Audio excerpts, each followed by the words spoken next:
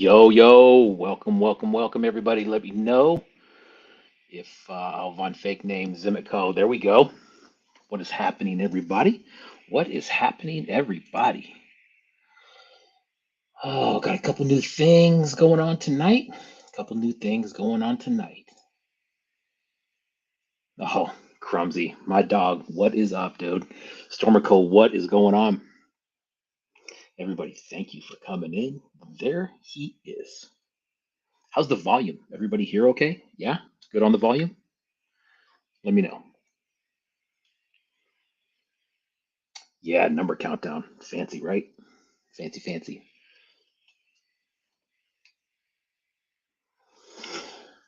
Yeah, trying it out tonight. This is actually I'm using StreamYard. So if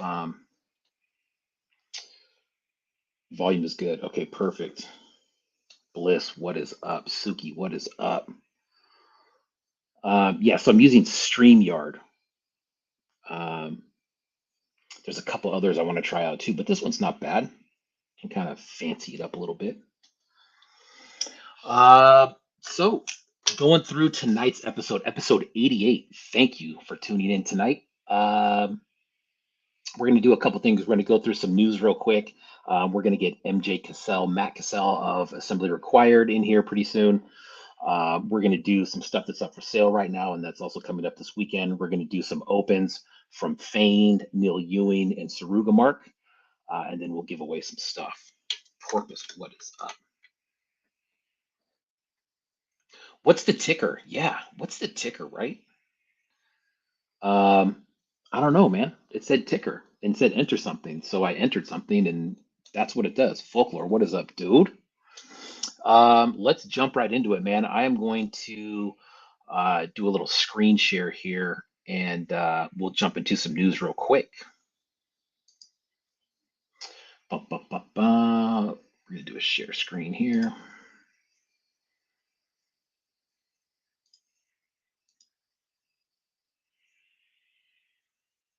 All right. Let's go to that one there.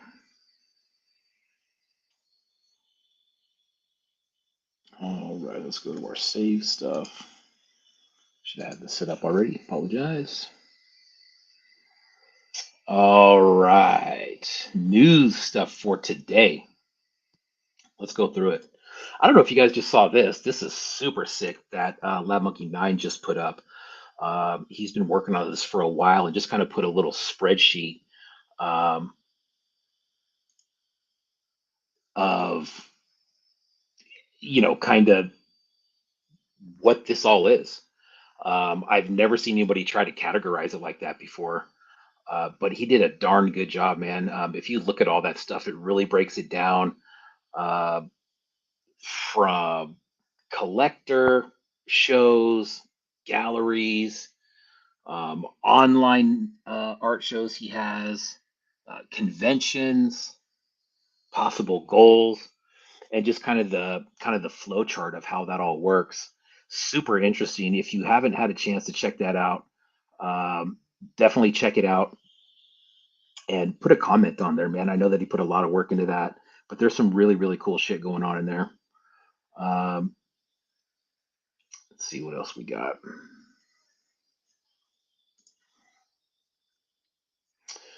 Just saw this come across the feed. How about this one? Slime City Toys. This is a wax sculpt of their first vinyl figure. This is super sick. It says time to share my biggest toy project to date, what I've been working on for a good chunk of last year. I'm beyond excited to show you all the wax from my first vinyl figure, hand sculpted in 2023 and coming to life in 2024. Super sick. I met Slime City Toys at AR last year. Great artist. That is a chonky, chonky piece of wax. That thing is big. Um, Man, nice. Nice. So that'll be a vinyl figure released by Slime City Toys um, this year sometime. Awesome.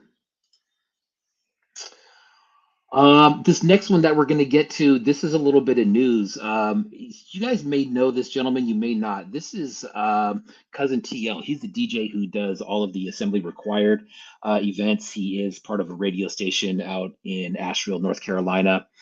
Going through a rough time right now. It's actually been like that for a while. Um, Basically, what's happening here is he was diagnosed with stage 4 cancer last year, and he's made it through, and he's actually being released to go home. Um, so the status is, I'm not really exactly sure what that is, but here's what's going on. So Remakes Plethora is trying to do a fundraiser for 2,500 bucks, and basically what he's doing is making 100 figures at $25 a piece, and they're going to start. Uh, they're going to go on sale this year at Assembly Required. That's an Assembly Required in a previous year, um, but 100 figures at $25 a piece, and it's basically going to go to a vitamin C boost for Cousin TL. That is, basically a comfort of life type thing for him at this point. So, if you're interested in that, definitely go take a look at this. Is on the Assembly Required page. I believe Matt's going to talk about this a little bit later this evening as well when he comes on.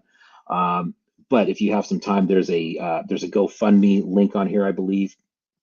Um, and let me see. I think I had another one with a GoFundMe link on it. Yeah, right here. So if you go to GoFundMe and just look up Cousin TL, it'll pop right up. I looked at it before um, I looked at it right before we came on here, but it's a good one, man. If you have time, please donate to that. Take a look at it. Like I said, Matt will probably talk a little bit more about it this evening. But that is a worthwhile cause there. Let's see. Eddie, man, this dude's been putting in some work big time, right? Um, One thing I want to get back to over here real quick. I'm going to put a different banner up because I did have there's some GoFundMe info here at the bottom. Search Cousin TL on GoFundMe. Remix Plethora will have $25 Cousin TL figures available at Decon, which he did send me pictures of. I just couldn't get them up here for some reason from my email. All proceeds go to Cousin TL. So, like I said, he's making 100 figures at 25 bucks a piece. Um, go donate to that on GoFundMe, or even buy a figure, man. All proceeds, like I said, are going to Cousin TL for his recovery. If you have a chance to grab one of those at Decon, go ahead and do that, or not Decon, but Assembly Required, do that. And then I believe they're going to be for sale on Hip Hop Toys and Remix Plethora site after Assembly Required. So there we go. So yeah, Eddie's got some really cool stuff, man. I know that what's cool, and he told me earlier today, is that he's actually buying his own material to make canvases. So here we go, man. And this dude told me he was working on 4 at a time. So you've seen, some of the posts that he's done on some of his work, but I mean, all phenomenal, dude. And let's all talk about freaking Eddie's video making abilities. I've told this dude a million times that his videos are legit, man, and they are. This is a really cool, time lapse video that he did. But like I said, he's working on 4 of these at the same time. Some of these are going to be available at Assembly Required. So if you're interested in those, make sure you pick one up, man. They are sick, and I don't think they're going to stay, at the price point they are for very long, because I think once somebody catches on to what's going on with these and kind of the colors and who Eddie is, I think they're going to really start selling. So take a look at that. Here's another something that I saw, Chris Bryan Customs. If you're not familiar with Chris Bryan Customs, I highly recommend checking him out. Really good 5.5. Some of his head sculpts and casts are done by head casts. I'm sorry, are done by Master English. Which, if you guys have been around for a little bit and you know who Master English is, you know how rare that stuff is. So Chris Bryan, he does a lot of 5.5 stuff. What I really like about his pieces when he does them, he disassembles them and shows all the parts. This is some new art that he's getting into, which I thought was pretty cool. I haven't seen something like that before. So nice work there. Chris Bryan Customs again on that. Naomi Knapp has a 3,000 follower giveaway. Make sure you get into that. It is Friday, 8 p.m. European time. So make sure you check that out tomorrow at some point and get in there for a giveaway. Super sick work. I do have some of Naomi Knapp's work. Um, Dope. Really, really dope work. The paint work is always super, super good. Here is Toys on Tap actually has, excuse me, Dirty Yeti coming on. And Dirty Yeti, this looks like a violence toy paint up that he did. Uh, Dirty Yeti coming on to talk about his journey with toys and his incredible painting skills. And then as a treat, Brian Flynn of Super 7 graced us with his presence to tell the story of Super Seven's origin. Take a listen to this week for both of those. So Toys on Tap, check that out. Dirty Yeti and Brian Flynn from Super 7. Bam. Last one. This is another dude that we're going to see at Assembly Required, I believe. This is Kier's Customs. Um, Super cool dude, man. Really does some cool 3D printing, all original figures, all original backers, all original storylines. Really cool. And you can see he's coming to Assembly Required this year. So um, nice, man. Excited to show the 67 plastic injection mold test of Kier's War Explorer. Um, so there you go. That is coming up. Ba-ba-ba. What else we got? All right. MJ Casale coming up. If he is in the room, jump on in, my dude. Oh, Carolina Cool Cat says Kier's Customs is tabling with him. Very nice. Cool. Not ready for AR at all. Well, and that's kind of what I've heard from a lot of people. I know the rush is on, man, to get to get that stuff done. So MJ Cassell, we're waiting on him to come in. I believe I did send him the link. So while we are waiting for him,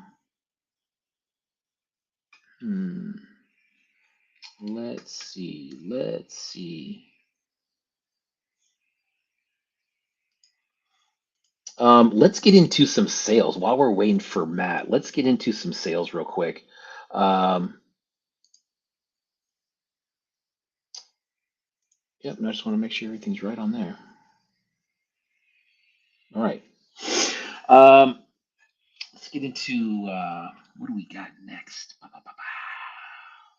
Yeah, let's get into some sales stuff. So we'll flip this up a little bit while we're waiting for Matt.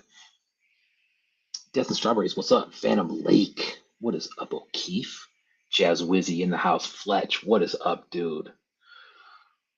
So let's take a look at some sales. Lots of sales this week, actually.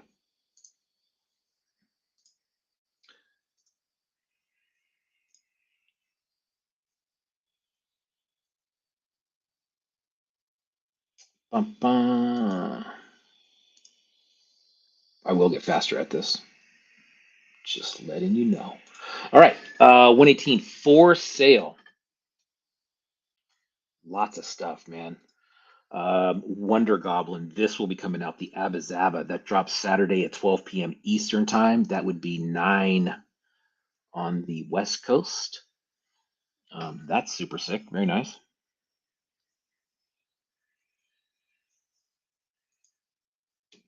Pendragon. Um, these were I went through the comments and it looked like there was still some of these available. Um, so get in there and check some of those out. He had, I believe there was a couple different ones of these. I want to say I saw some green ones too, possibly. But hit them up. Those are cool. Strafe is working on the next run of Divers, bronze and orange sparkle with copper and opaque neon orange chasers. Nice. Hit him up. Love that blue face in there too. Orange and blue can never go wrong with that. Or with especially with that little bronze tint in there. Sick. Very nice. This was another Pendragon piece. This was some prints that he did. There was only 4 copies of that. It's a silk screen poster. The cost is €50 plus shipping. Um, that's a nice one too, man. Limited number. If you're really into some Pendragon stuff, check that out. Swarm COD. He's got he's got a limited run of these. Mad Balls will be able $30 plus shipping. That's a nice price right there. Swing on over and pick yourself up one at Swarmco. Also, if you're in the Northern California area, he has a shop in Fremont, California. If you're looking for something in person, but those are cool. There's a bunch of different of those Mecha Creech ball Mad Balls out. Saw some in person over at Assembly or Designer Con. They're super sick. ETC, fourth and final color of next week's drop, the Space Squatch Safubi. Nice one. Um, Next week's drop, I didn't get an official day on that, but next week, sometime keep an eye out for that. Kaiju McCartney, restock sale Saturday the 20th, January 20th, 1 p.m. on his eBay store. So take a look at that. Let's keep this hype train rolling. Check out these buttes I'll have up for sale. Link for my eBay store is on my page. Looks like he's got a bunch of random stuff in there, so check that out. Crimson Guard Moro looks like he's getting rid of a ton of GI Joe stuff, um, and I don't know when these are coming out for sale. I didn't see anything on that, but there's a ton of GI Joe stuff. You're into GI Joes, isn't everybody? Um, Go pick up some stuff. Think outside the toy box. Who's got something from Think Outside the Toy Box? I was buying 3.75 figures off of Think Outside the Toy Box years ago. Years, meaning like, you know, three. But these came out recently. Stargun Warriors, $25. That's a deal. Plus shipping. You're probably going to pay 30, 37 maybe if you're in the States at the most. But that's super cool. I haven't seen anything from Think Outside the Toy Box for a while, and just recently they started posting a lot of stuff. So they're definitely back in the game. Kachina Kachina. Now this is kind of odd. I don't know if anybody has any news on this or not, but Elixir Toys says that's a wrap. So Elixir Toys is moving on to bigger and better things. Kachina Kachina is still going to have some of these Tuscarians. They're blanks, but it's that nice deep blue color, whatever kind of dark teal that is. But um, it says they're going to be cheap. I don't know the actual price on those. Um, but if that's something that you're into and you think you're going to miss out on one of those, it doesn't sound like those are going to be around for very much longer. Um, oh, actually, you know what? Someone's saying, what's the price? And the price is $100. Have five available. Okay, so I thought there was a lot more than that. There's five available at $100. If you're looking for one of those, like I said, Elixir Toys is calling it quits. At least on the vinyl toy front, that's what it looks like. He did say that they're getting into something else, which is cool. So still sticking around. But if you're interested in one of those, better get that before it's gone. Cat Fans Forever claim sale, $18 plus shipping. This already happened, but I just from the comments that I read, it looks like there could be some more left. Cat Fans Forever, great artist, really good sculptor, cool little pieces.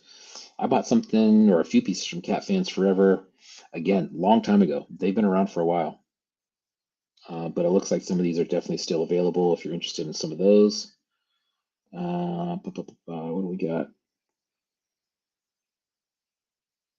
Oh yeah, $18 for the set plus $5. So you're only in that for $23. Um, I mean, you don't get too many two packs for $23. But there you go. If you're interested in Cat Fans Forever or any of that work, go check that out. Hit him up. I don't know if you have to claim it. You may be better off just DMing him directly.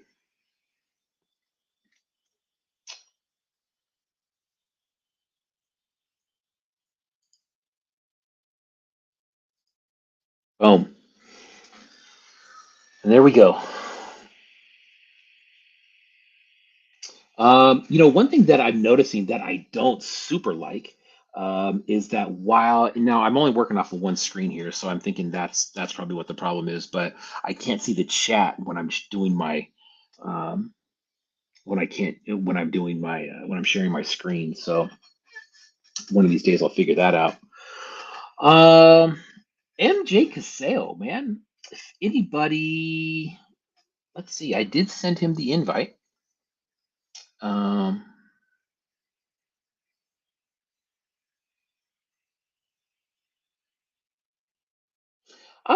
good comment there from Crumbs. And think outside the toy box is not only one of the few unopened toys I have, but they're framed. Very cool. Um, I stole your color for your banner. I apologize, dude. I saw pink and snagged it. Um, yeah. So again, I'm not ignoring the chat. I just can't see the chat when I'm sharing my screen. I'll get that fixed hopefully next week. But um, anyways, so MJ Casale from Assembly Required. Now, Assembly Required, that's going to kick off in a couple weeks here in Asheville, North Carolina. That's an in-person show, Saturday and Sunday. Um, Super cool show, man. The way that I can describe it is, uh, we have that one row at Decon where it's basically, most of the resin artists and some other people that we know, but uh, Assembly Required feels like it's just a whole room full of that, which I thought is really cool. There's going to be some super, super good artists out there. MJ Casale, I see him, dude. Let me bring you in, my friend.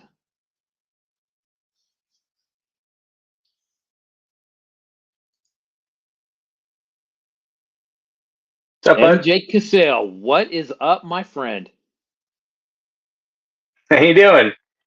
I'm good, man. How's the audio? How's the audio? How's the video? Is it good? Looks good. Sounds good. Awesome, man. How are you? I'm doing great. I'm doing great. Um, Good. just uh, just kind of busy. I was gonna say this time of year is probably extremely busy for you.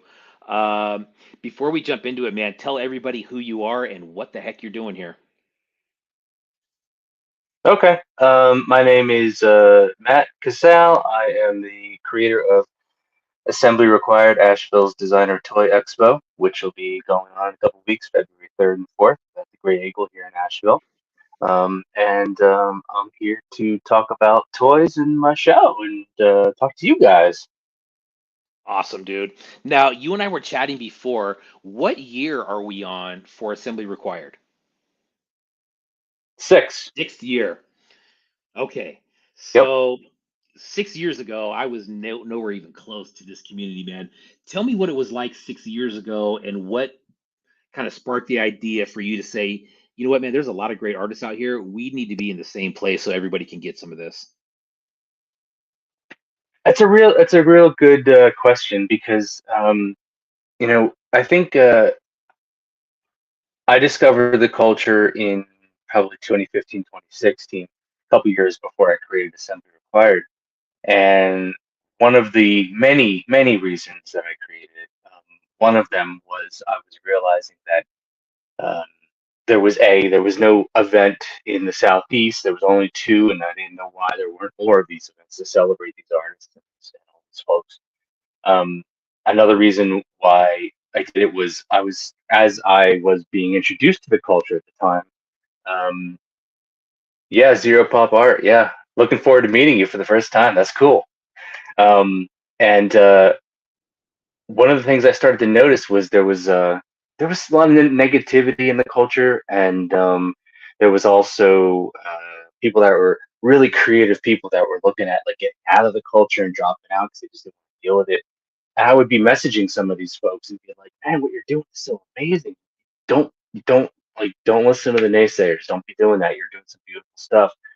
Um, and I just kept thinking to myself, like these people, they need another platform. They need more support. They need more appreciation. Um, and I just I just asked myself, who could do something like that? And I was like, well, what if I did something like Yeah, that? And I just decided to do it. I just decided to just fucking bite the bullet and do it. And I'd never done anything like that before. But yeah, I had gone through some loss, family members a couple years before that, and I started to have those questions that you ask yourself, like, what am I doing here? What's my yeah. purpose? How do I make meaning out of this stuff? And so I thought, what the hell? I'm gonna do it. What's the worst thing that can happen? I could fail. Absolutely, man. I am so glad you decided to do that. It's a great show, man. Like I said right before you came on, man, at DesignerCon, we have kind of like this kind of one row that seems to kind of grow and it kind of fluctuates throughout the years of kind of people that are specific to this community. And the thing that I like about AR is that it just feels like it's a whole room full. It's like that DesignerCon area on steroids. How many artists do we have there this year? 32. 32. So it's going to be a full house again. Yep, yep. It's I know it's a small venue, but it's an intimate event, and having it's like I just came off of talking with Dove and their crew over there, and one of the things that we had discussed was how it's kind of like concentrate. You've got Designer Con, which is just huge, and it's got so many things going on, and this culture is such a small part of that. And then after that, you had 5 Points, which was a little bit more concentrate than Designer Con on just this culture and justice, but still it goes, it's international. You've got people coming in from out, country and whatnot. So, as you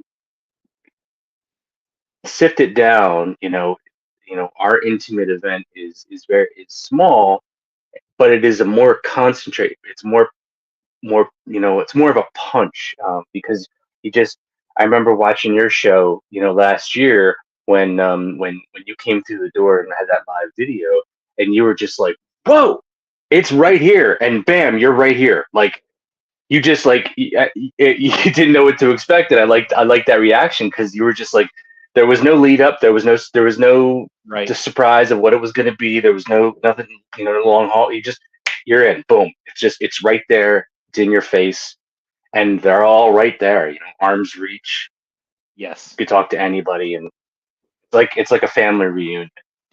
Absolutely, man. And I think that's what's crazy about it is you have that first little lobby area come in, and it's super surreal, because you're sitting there and you talk to people online for, months or even years, and then you see them in person. The first guy that I see when I walk through the door is another, artist and also collector, Johnny Marbles. And I had, never met Johnny before. And first guy I see you walk in the door, and then you get into that kind of main room area, and I walk in and I'm literally looking at a table of One Trick Pony and Barrio Boba right next to him. And I think you know as Yeah, well as I do as a collector, man, some of these pieces, when they're dropped online, they go so freaking quick, or you put them in an online store and they go so quick. And then you get to a convention and there's a table full of them, man. And it is overwhelming as a collector to walk up to those things and just go, ah, are these all available? And they're like, yeah. yeah. And it's like, shit, man. I know you're a collector too, dude. So before AR came around, what kind of collector were you? What got you into this scene specifically? Well, it's interesting because I growing up in the 70s and the 80s, I had everything. I had all the action figures. I had all the stuff that we all worship nowadays, that this culture uses as their canvas.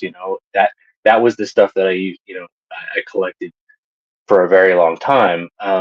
But then I put the video games away and I put the toys away for a while because I just didn't have room in my apartment for them. And I kind of put that stuff aside for a while. But I was always a sculptor and I was always an artist. Um, and then I sort of went down a rabbit hole of a more corporate job in hospitality, and wasn't really collecting too much of anything. Um, and there again, it's just because I just didn't have the room for it. Never had Yeah. too much display space. Um, and when the every once in a while something would come out. Every once in a while, like for instance, let me see if I could reverse my. Can I reverse my?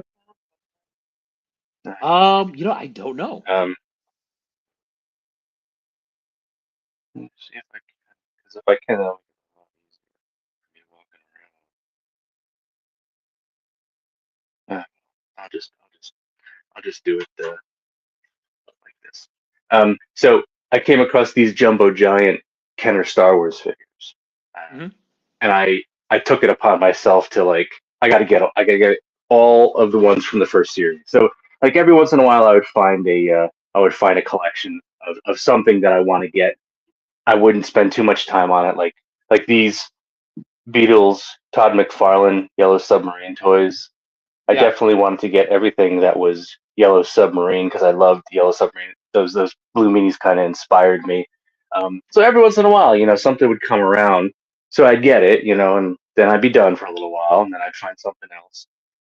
But yeah, the designer toy experience was a whole new world, and I definitely had to be frugal. I think the term is, sure. with my with my wallet and my money, because they can get pretty expensive. So I definitely was trying to be selective when I started that collection, and sort of like when you get a tattoo, or at least when I do, like I want it to have meaning, and I want to get it, and I want to have a purpose. So every time I would pick a piece to buy from a designer toy collector or a design toy artist or equivalent artist, there would be some meaning behind it for me. Whether it was an artist that inspired me to get into the culture, to start doing it, or whether it's an artist that I became friends with, or that I had a relationship with, or, those kind of things. So that's it. There's a little personal note behind every piece that I get. Got it. Hey, dude, my screen is frozen. I'm going to reload the page real quick. If something happens, I will be right back with you. I Oh can yeah, I hear see you. that. I can hear you just fine, but my screen is frozen. So I'm going to reload this page real quick. I'll be right back with you, man. Okay.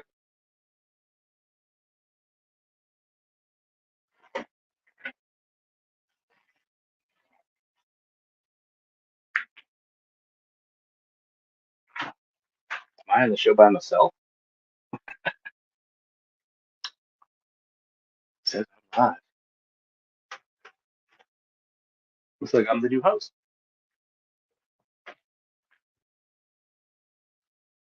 I really see my rosacea. Oh, stuff.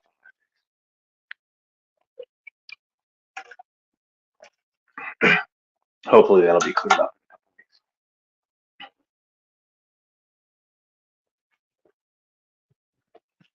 I can't be. I can't be live, right?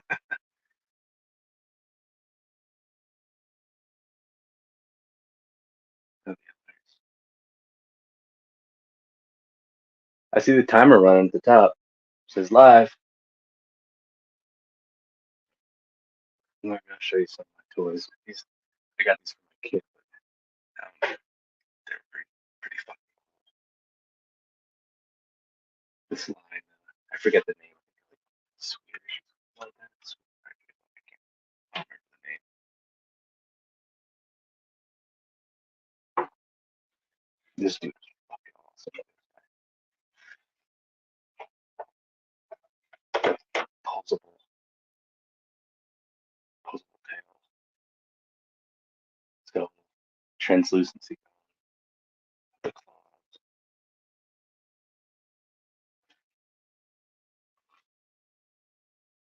There's a classic.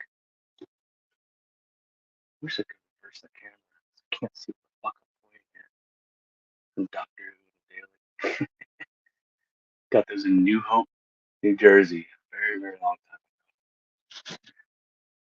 Oh, there's some posters from previous assembly required. Look at that. Here's the year one. I'm gonna see what we're doing. See if I can reverse my camera. Oh, that takes the camera. So, yeah, camera facing. Camera facing back. Bam! I did it. Look at that. Yeah. Oh, fuck. Hey, I guess I can't even see comments from you guys. So, you're keeping some of those comments. So there's the first year poster cards. Second year, I don't know what the fuck I was thinking with that one. Year three, that's when we were at.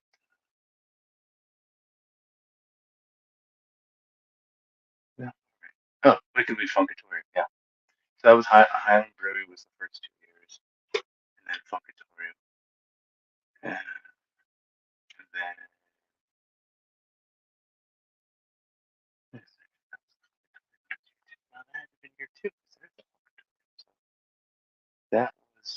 post COVID. That's why, because in between that was our virtual year, and then this was last year. This was last year, as you can see, some inspirations from some card backs, classic card backs. You know what I'm gonna do? I'm gonna sell it out because I think I'm talking to myself. So,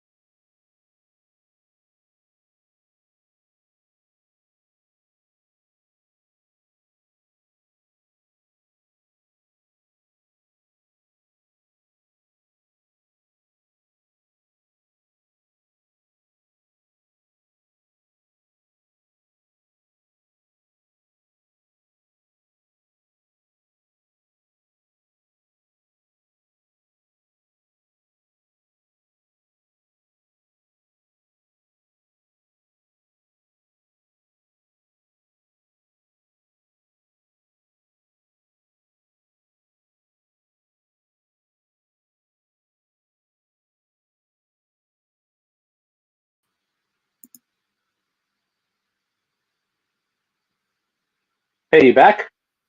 Yeah, are you back? I am. I figured out how to reverse the camera. Oh, sweet. Dude, I Well, apologize, man. I don't know what happened. Uh yeah, thanks, Crumbs. Real ones wait 30 minutes. Dude, I apologize, man. That thing just froze on me big time. Can you hear me okay? I can hear you great. Was I Perfect. hosting the show by myself that whole time? Dude, I was completely frozen. I had to actually reboot my computer. I didn't hear a I word saw the you running. I said. saw the clock running at the top up top, and I was like, I wonder if I'm hosting this thing. So I just started giving a tour of some of my my room and my toys and my Oh, posters. sweet. Sweet. Okay. And So then I I'll and go then I back. realized maybe I'm just talking to myself. So I hung up. Well, thank you for doing that, dude. I hope everybody saw that. I'm glad it didn't end the stream Hey, you're totally. frozen on me again. Oh no.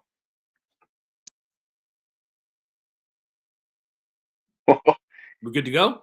You turned into a transformer. Oh no. I see you. I hear you. Yeah. Yep. I'm back. You're back. Okay, cool. Perfect. Yeah, I don't know what the deal is, dude. My Wi-Fi says it's completely good. Interesting. So you were showing some pieces. I was just showing toys in general. I really didn't know that I was live, so I was just showing whatever was around my house, giving the tour of my house. Gotcha. Okay.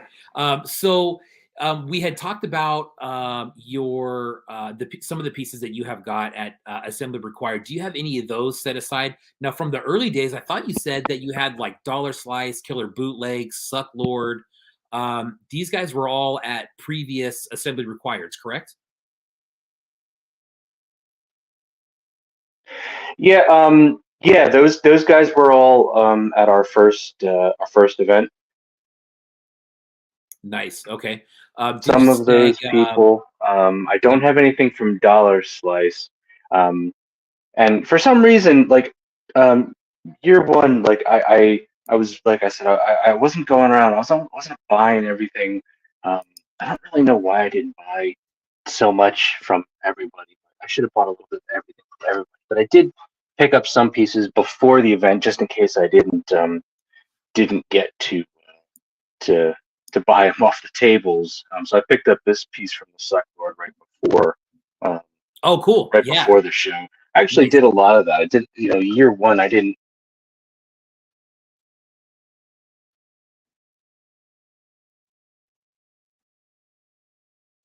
You know what, man? He might be having a problem with his Wi-Fi. I know mine screwed up, but I am.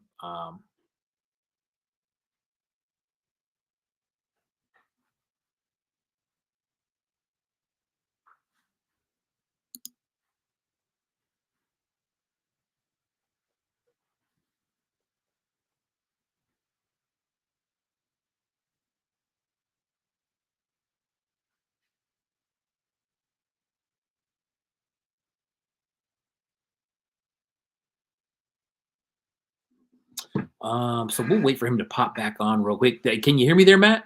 I'm here. I'm here. Okay, I'm here. perfect. Okay, cool, dude. You had froze up there for a second. Dude, what are we looking at here? Well, this is. I was just talking about. I don't know how much you heard, but you had inquired about the Suck Lord and Dollar Yeah, Slice, and I had picked up some of these pieces before assembly required, because I just didn't really know what to expect from year one. So I just wanted to get a couple pieces before the event, before because I just really didn't know how much time I was going to have with sure. the artist. So I had picked that up from the Suckboard before the event, um, and quite honestly, this is the only piece of Killer bootlegs that I own outside of. It's not even. I mean, technically, it's a reaction figure, but I had to add a piece of Peter's stuff to my collection just because. Oh So yeah, just nice. picked that up, and actually, I picked up the comic books, the first couple Phantom Star Killer Mm, comic books, yeah, and they're worth a lot of money. they are, man. Those older ones sure are.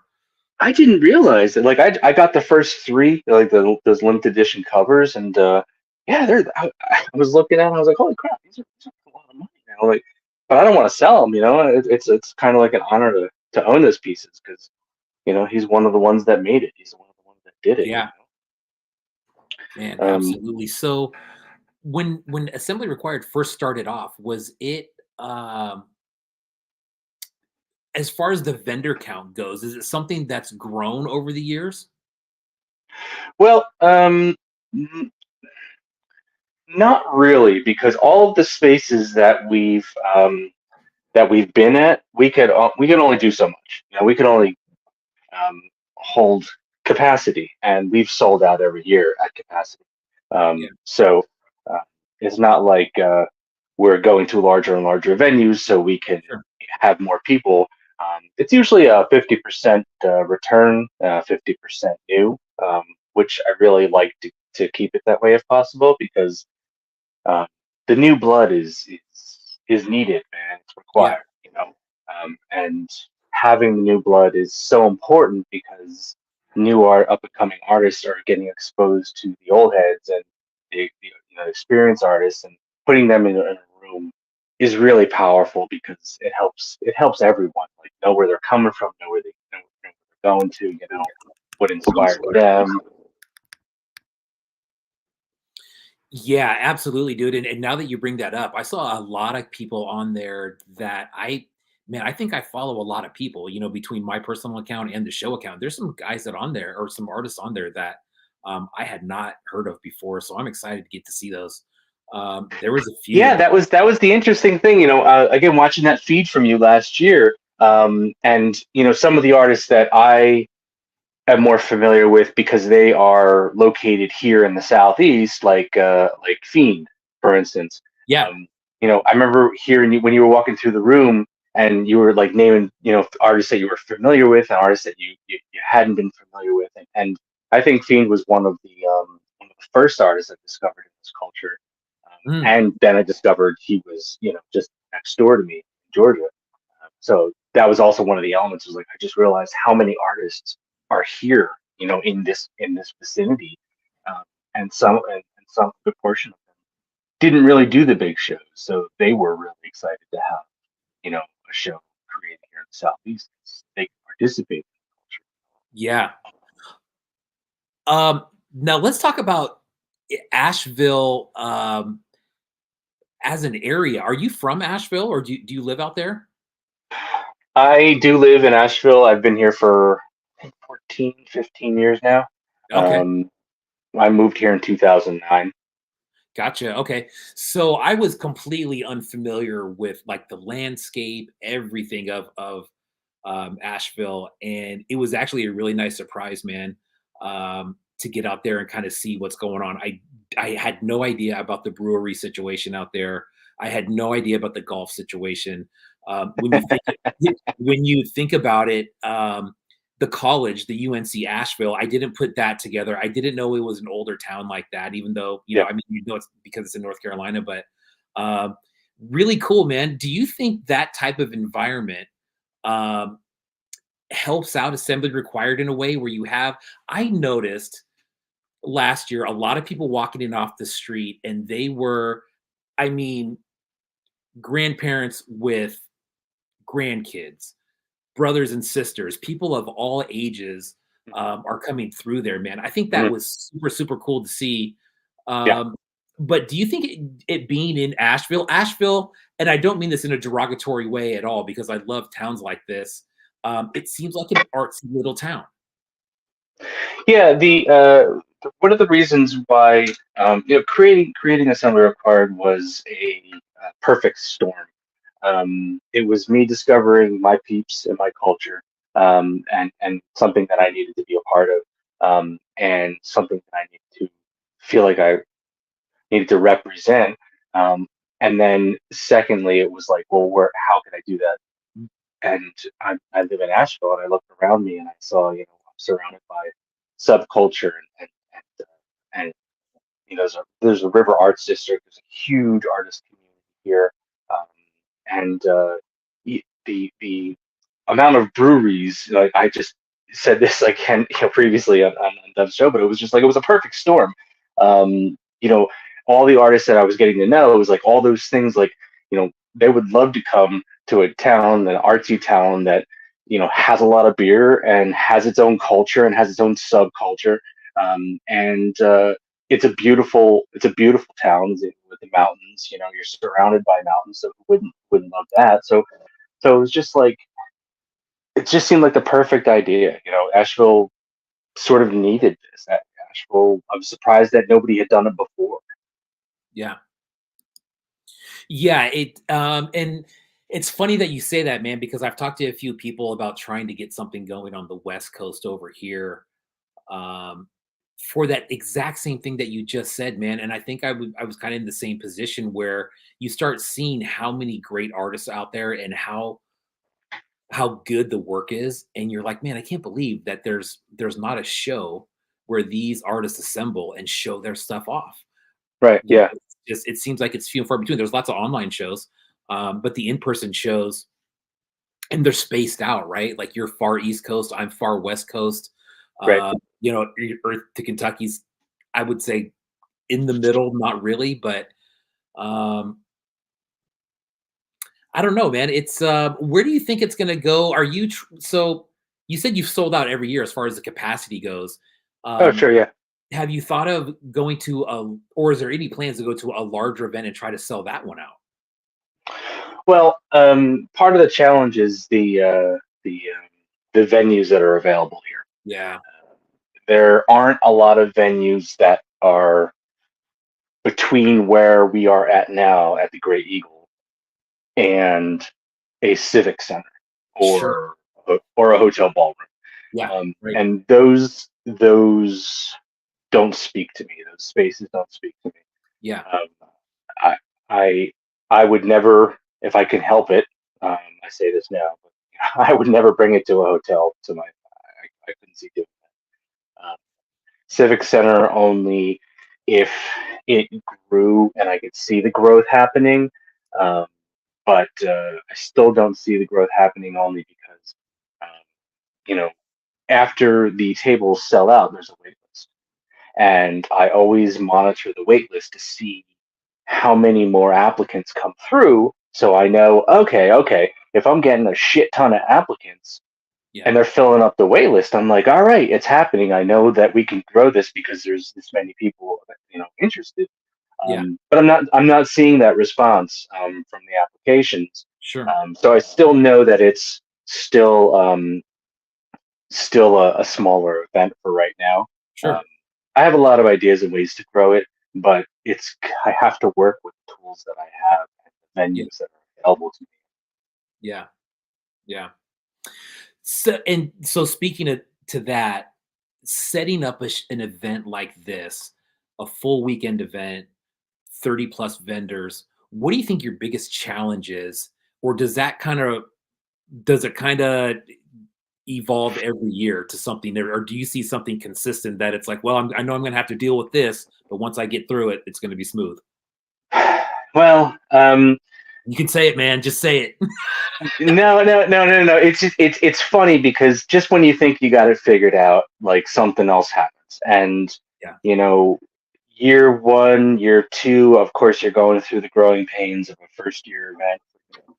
Um, then COVID hits, and we go completely virtual for year three, which is like, okay, what do we do now? How do we do this? What are we gonna do? Right. And then we return to in-person event.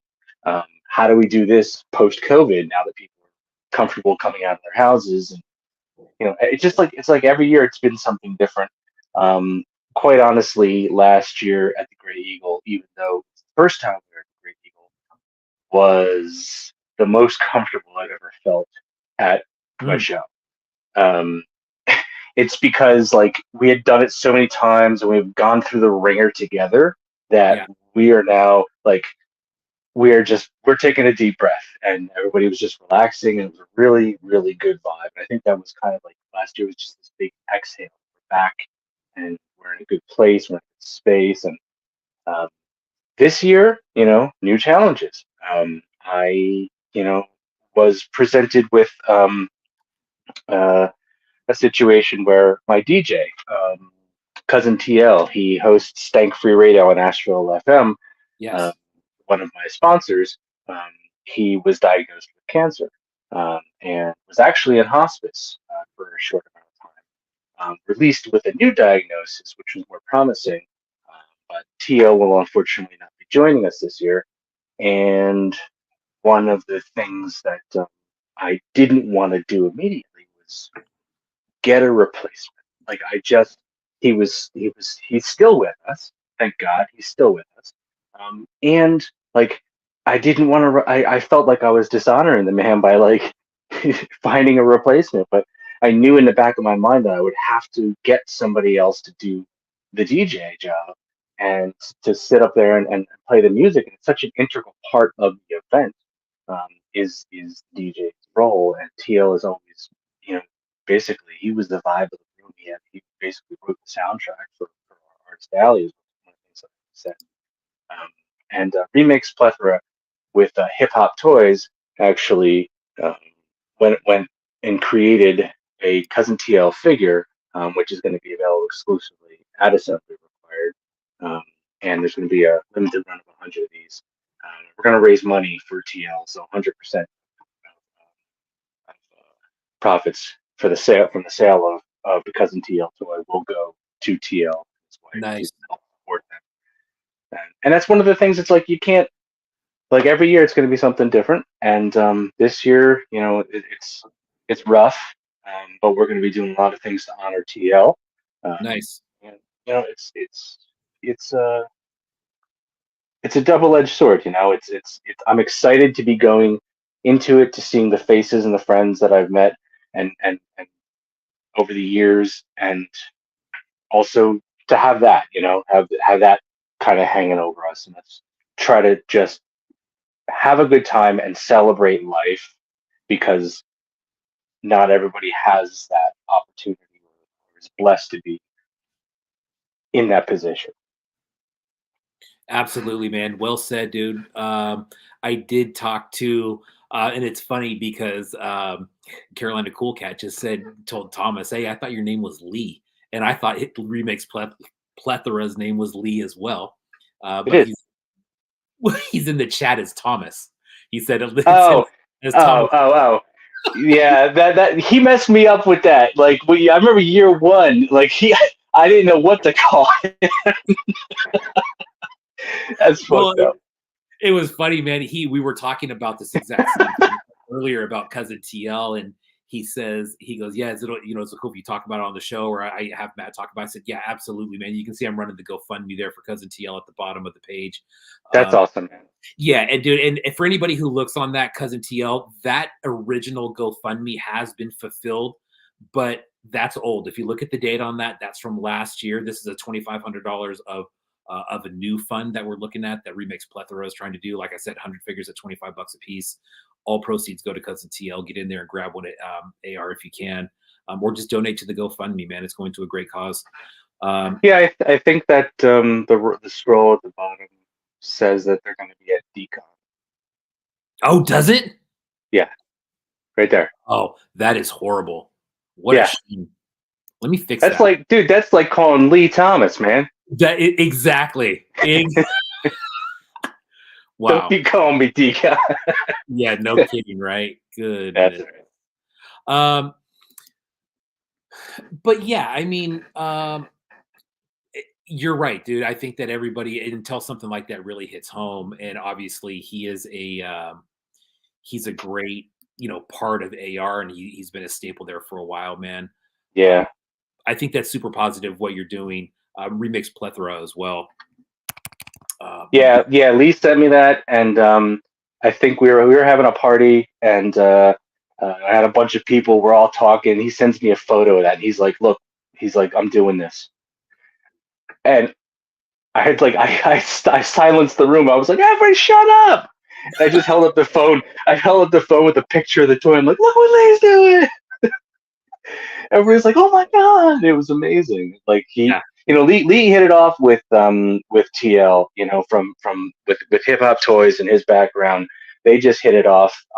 You know, TL formed relationships with a lot of the artists there over the years, um, and obviously Lee taking the lead on that was amazing.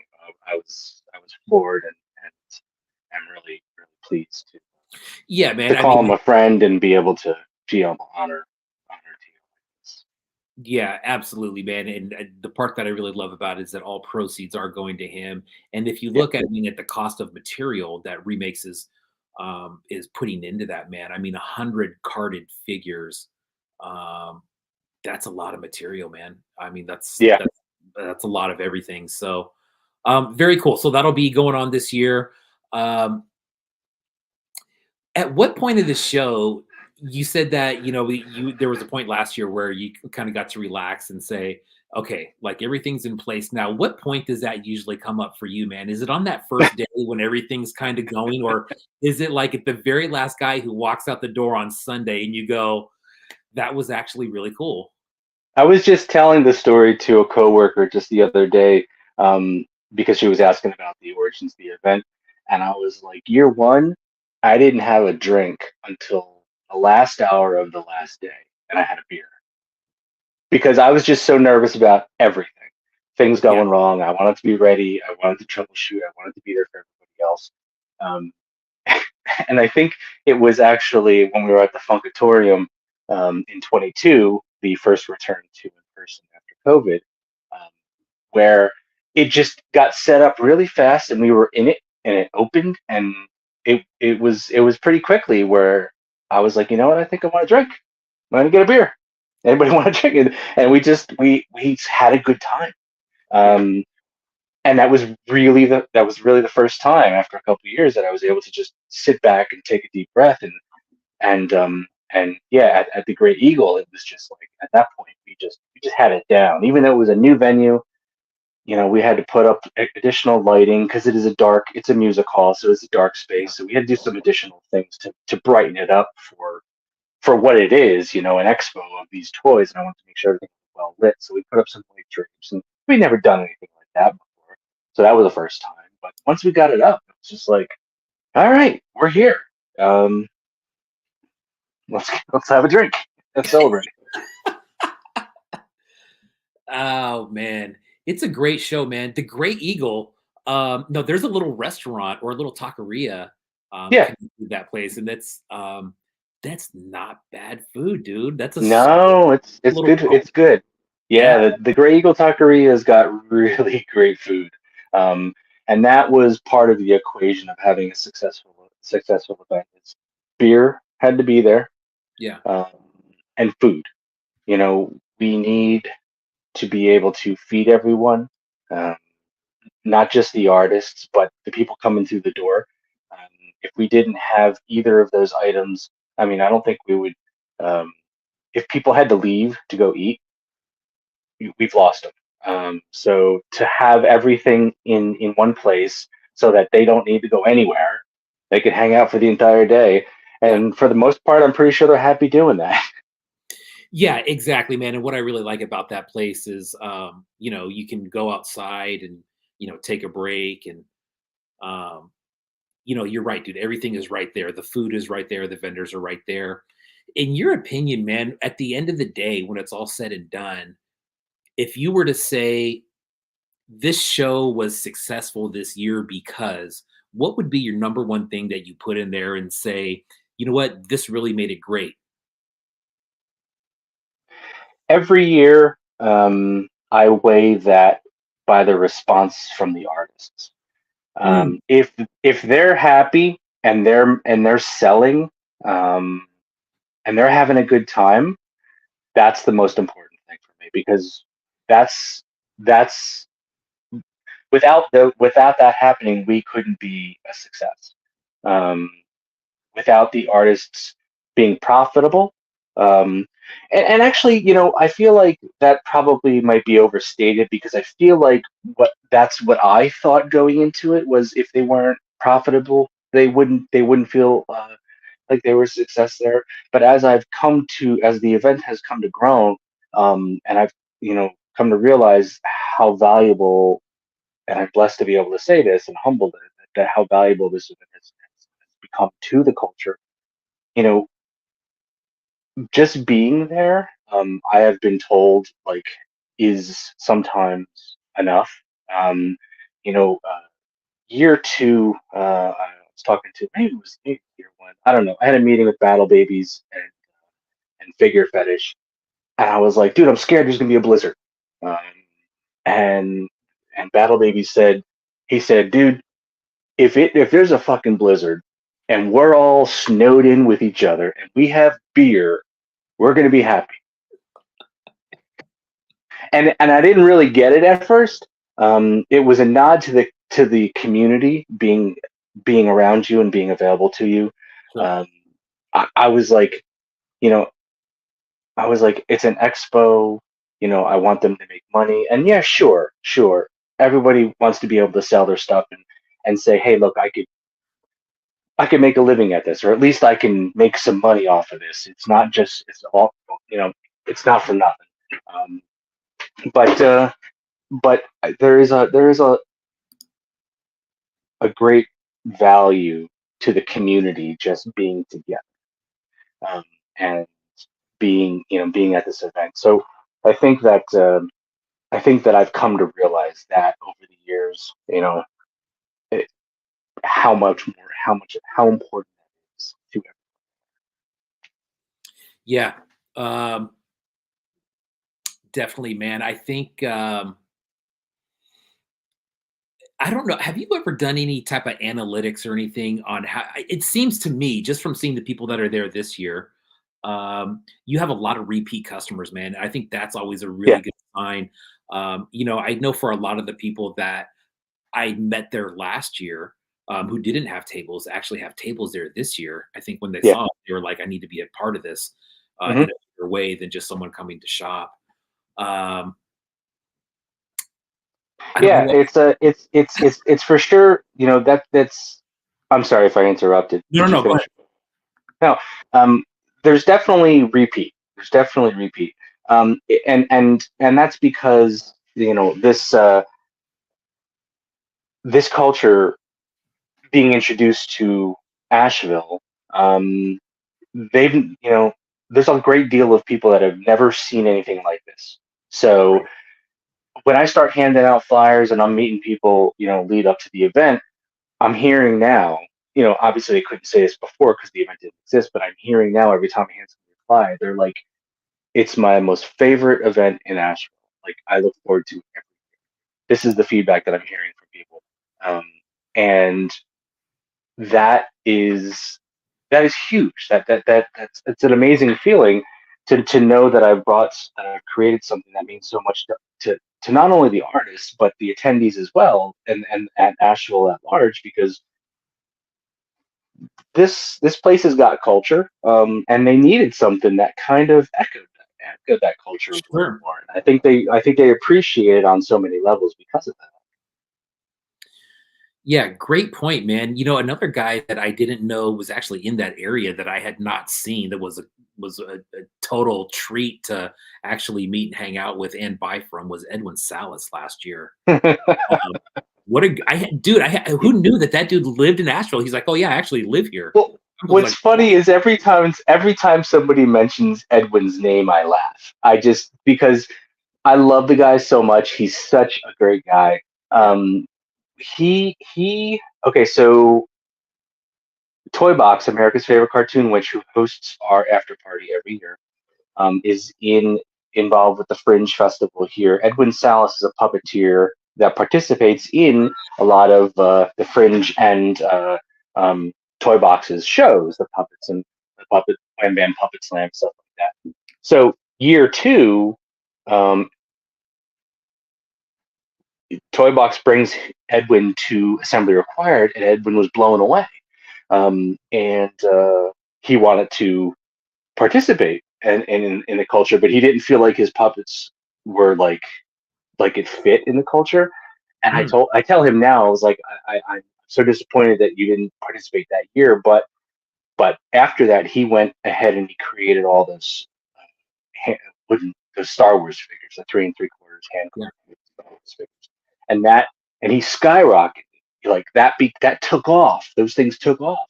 And next time I turn around and like he's on DKE with Dove, and he's talking about being, being introduced, to the culture through Assembly Required. And I'm like now, yeah, now I see him, and I'm like, Edwin, you're like famous, man, and like it's you it's such an honor to be able to have introduced him to the culture, and he jokingly calls Assembly Required his grandfather. Um, that's but funny. I see him quite frequently. Um, I work at a place called Marquee Asheville, which is a 50,000 square foot curated art market, an antiques market down in the River Arts District. And Edwin's actually an artist there as well. So I see him pretty frequently coming Nice. One thing that I noticed around town, and it's different, dude, because Decon is it's in LA and it's so big, and for all I know, maybe there's a million billboards out there that say Decon. I personally have seen one or two in the last 3 or 4 years that I've gone. What I noticed about Asheville, now obviously Asheville is not even a drop in the bucket compared to what LA is as far as size. But once you get into Asheville, you start seeing your signs everywhere, man. They're everywhere. There's, the lawn signs are everywhere. Is that you all doing that, or do you have a team that says, "Okay, it's time to start advertising for this thing," or is that you just saying, "Well, it's got to get done"? Yep, that's pretty much me. And that's a whole nother deal, right? Like the marketing. When you are marketing something like that, is it your goal to really push it on Instagram or to really try to, Oh, fuck um, yeah. I yeah, push I push at every angle I can. I hit Instagram hard because I know that's where the culture is. But I also know the power of social media and how to use it to my advantage. So yeah, I tag the shit out of everybody. All the news stations, all the newspapers. Um, I send press releases. I find every calendar, every group that has a calendar, and submit to every calendar I can find. Um, yeah, I put signs on the main roads. Yeah, and there again, it's just like if I'm gonna do it, this is part of the equation that I think these are the things that need to be done to do it right. If you're gonna do it, then do it right. And so every once in a while, I'll think of like, for instance, I think I took a radio ad out year two. I just didn't feel like talking about the metrics. Like I just didn't feel like that was where the audience was. So I had a commercial produced, hmm, and we've been pretty much using that commercial on one of the local stations produced it. We've been using that commercial every year. Just changed the location once or twice, and I think the voiceover guys just got to go in and say the new dates or something. If we got new yeah. sponsors. Yeah, I bet that commercial, I think that was in like 90,000 households last year. It has a pretty good reach. So any opportunity that's within budget, any opportunity that's within budget that I can think of, um, I'm going to take advantage of. Yeah, and honestly, dude, looking at it from an outsider's point of view, I think that's something that you really have going for you. Just from talking to you right now, man, is that I think sales are important um, to artists, but I think what really matters is that the show is being put on by somebody who's organized, and their goal is to get these artists seen. And from what I'm hearing from you, man, it sounds like that's the goal, dude. And Yeah, I would bet that a lot of people come back for that reason to say, you know what, man, this dude knows what he's doing. It's a legit show. There's advertising. Dude, another great thing that I love when AR comes around is your artist spotlights. yeah, Those are great. yeah. You know what I noticed? I think I was talking to Lee about this. Um, try not to throw anybody under the bus. But I noticed. I'll just say that I noticed. I started doing that from year one. Artist spotlights. That was because it's about the artists. Let's be honest. Yeah, Um, so that was just a no-brainer. It was all about the artists, so that just made sense.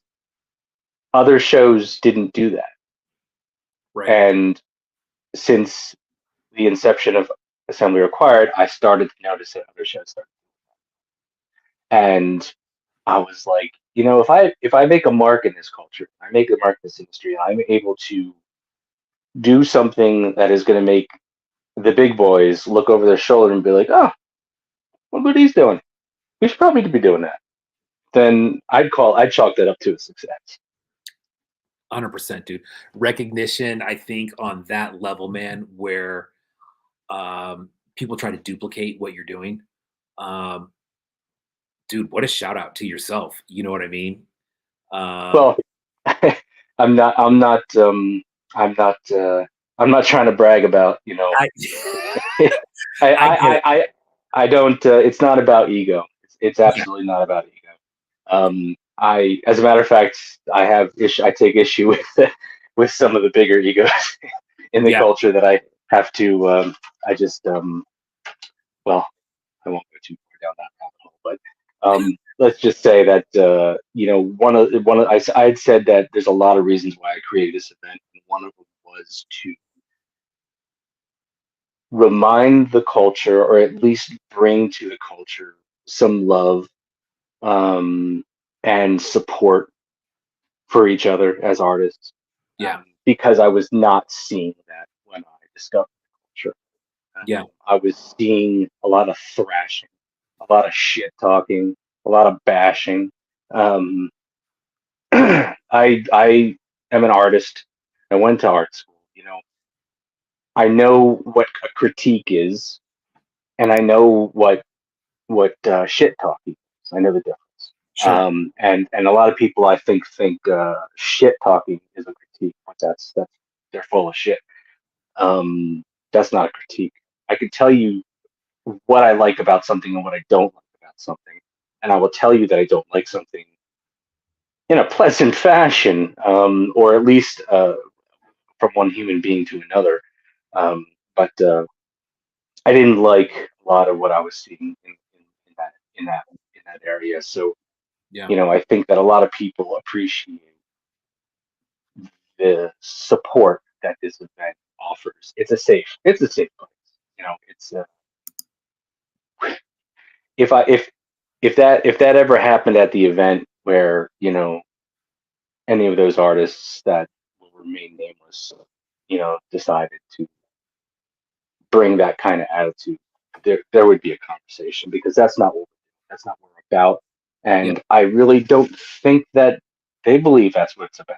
I think that stuff's coming from a totally personal place that has nothing to do with art or this culture. It's all coming from. yeah. I agree, dude. And it's you know the toys are the one thing. Uh, personalities are a whole nother thing, man, right? You're trying to not only buy from people and critique their stuff in a way, you're doing even more than that, where you're actually working with them hand in hand and trying to get stuff. So, but again, man, credit to you, dude. I mean, 32 artists. You think about 32 different personalities and how that's all got to jive together, dude. That's a tall task, man. Yeah, Well, it's a beautiful thing. It's a beautiful thing, and I'm humbled to be able to do something to do this. yeah, And I it's Doug just asked me on the other show, like, do I ever have time to do my own art? And I said that's the biggest struggle I have. I think is because I always, I never have time to do my own art, and my wife like always gives me shit about that. She's like, you should put your stuff on.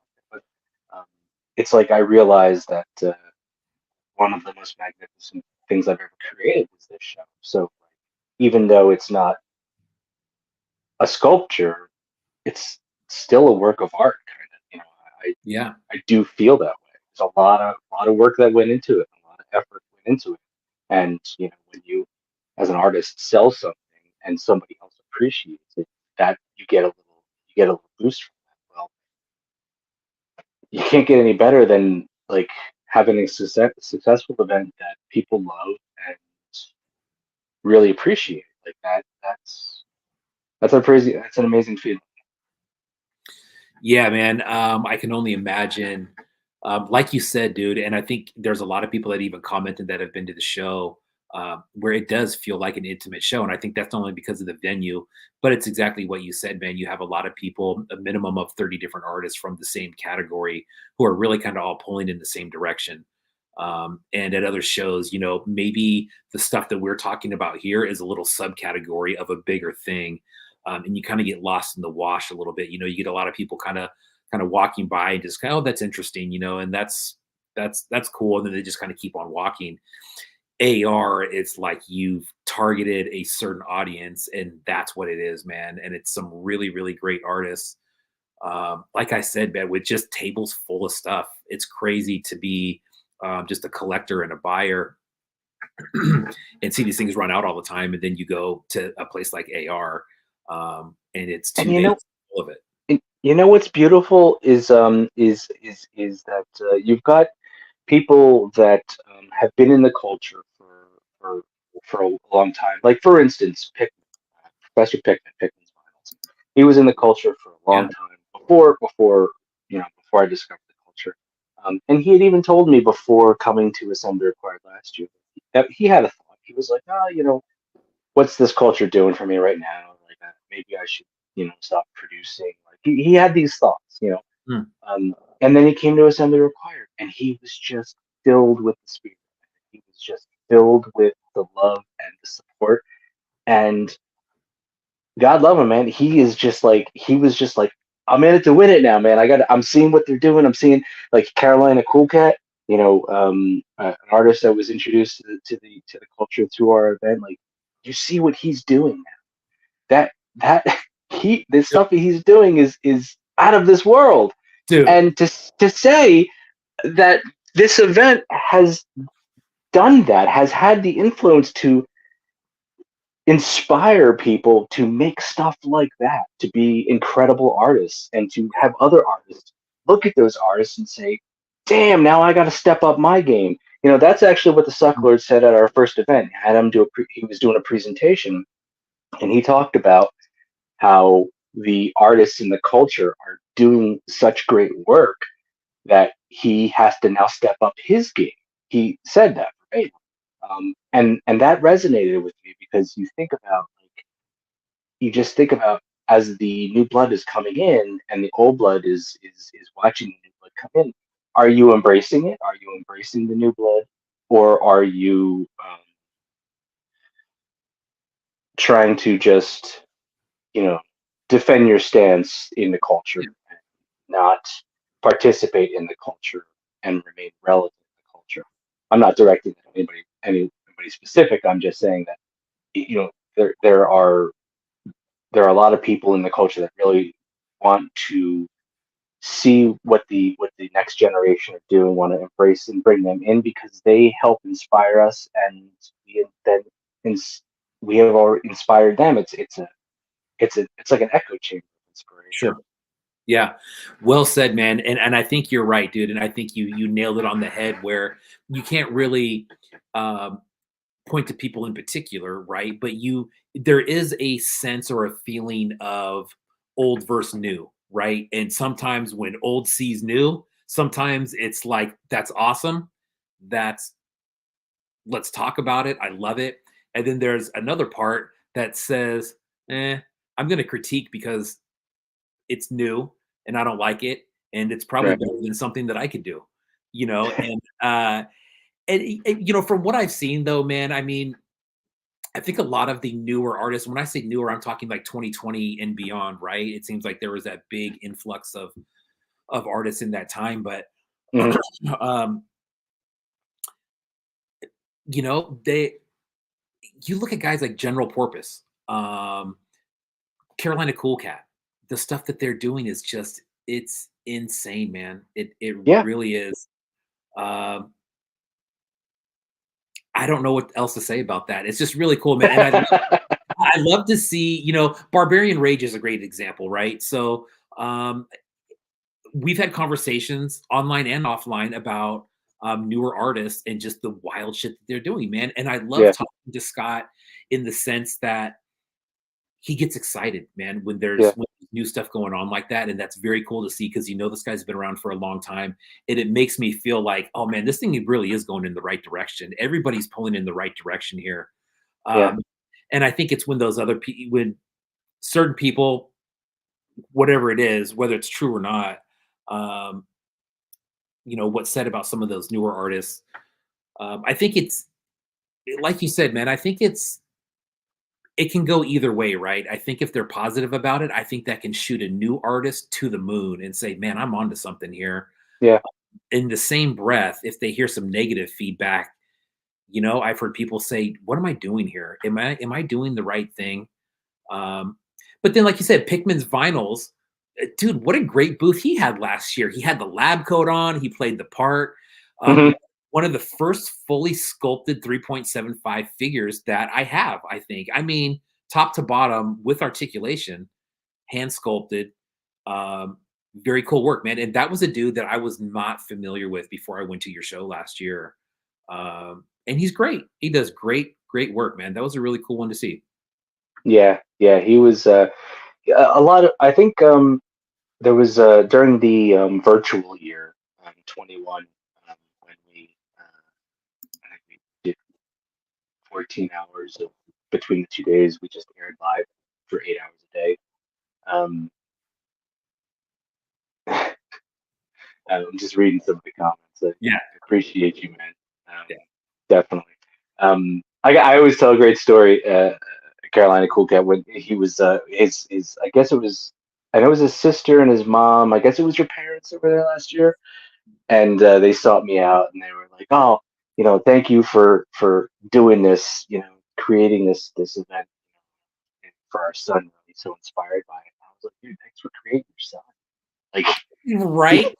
such a creative human being. Let's high five to you, man. You 100%, dude. I have almost the exact same story of the exact same people sought me out and said, "Hey, I just appreciate what you say about Grant and his work.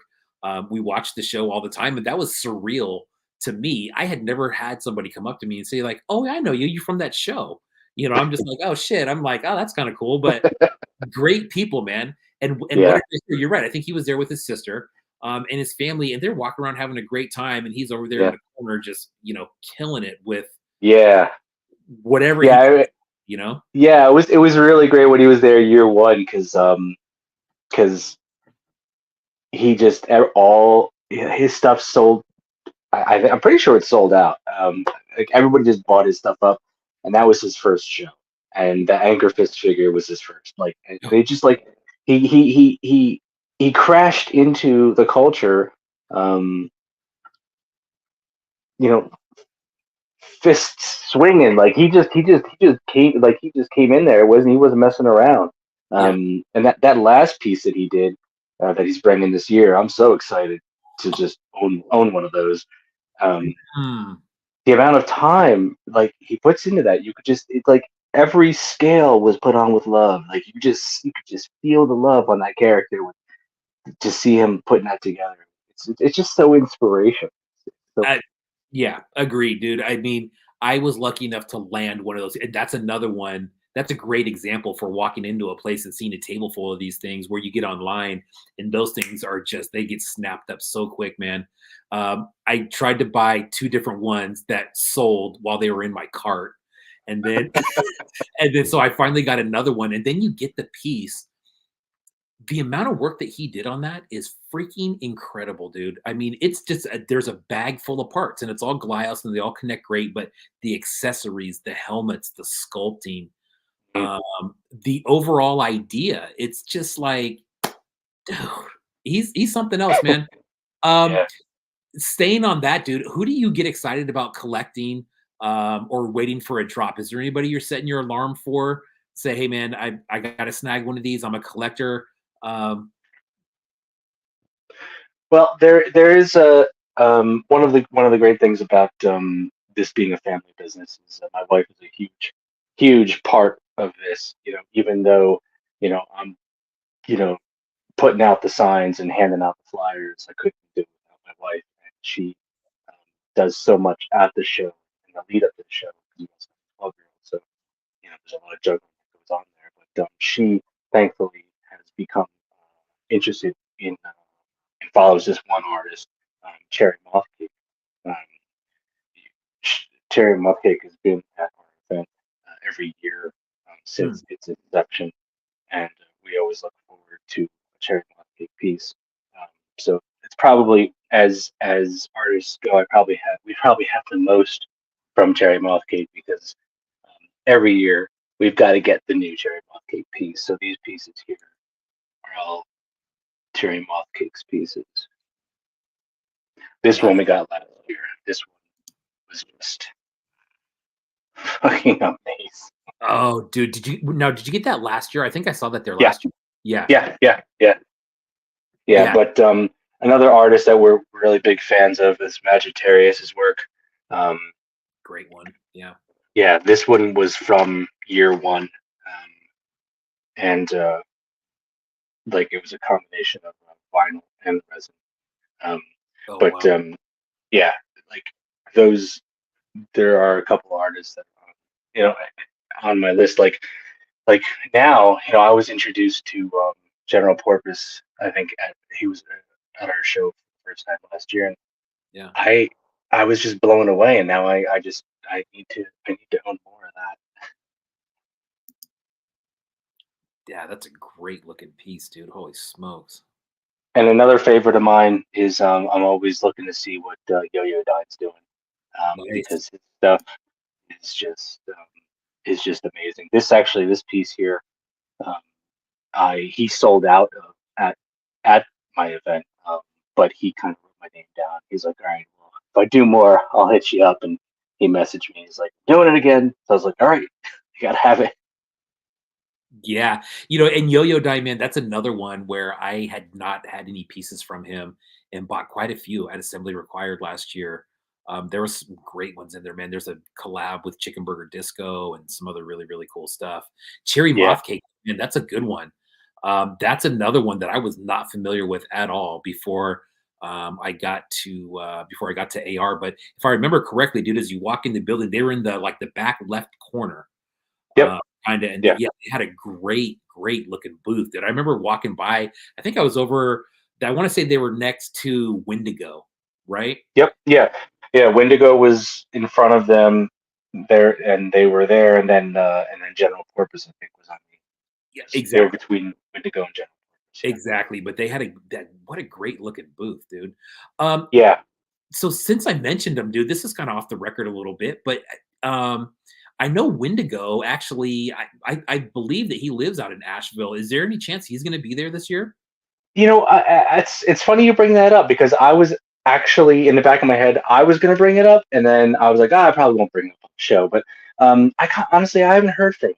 Yeah, I don't know if he's not going to be tabling at the show. yeah, Um, and I hope he's okay. yeah. Me too, man. First and foremost. For sure. Um, but we were texting and communicating, and I actually had him over. Um, there was an opportunity that presented itself to us that we were examining for something required growth this past year that didn't happen.